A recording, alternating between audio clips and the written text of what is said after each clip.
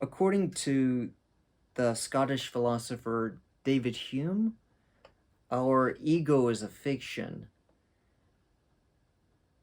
It, there's nothing in everyday experience that is anything like an ego, says Hume. It's the German philosopher Immanuel Kant who agrees that there is nothing in our ordinary experience like an ego, but he believed that we have to assume there's an ego because otherwise we can't explain this stream of consciousness.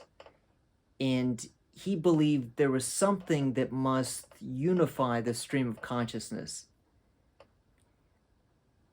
The psychoanalyst Jacques Lacan here believes that these philosophers are just confused about their ideas.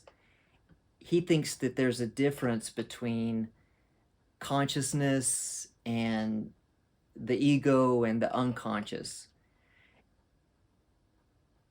Consciousness is our everyday experience of the senses, and it's what we experience from the time we wake up until the time we go to bed, and then it reappears when we're dreaming. That's consciousness. The ego is our sense of self, according to Lacan, and it's what I mean when I say I.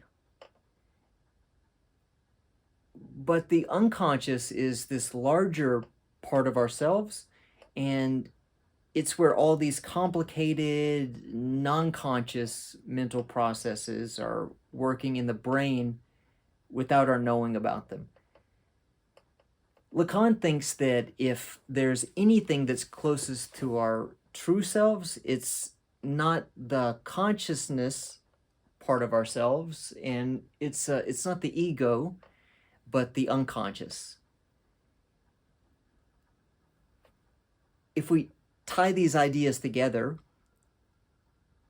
Lacan says that the ego is our sense of self as it appears to us in our consciousness,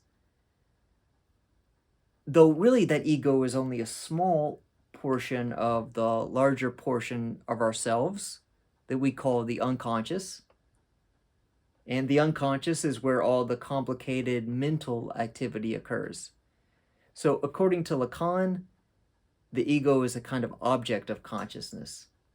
It's not a fiction exactly. It's real, but it doesn't reveal the fullest part of ourselves.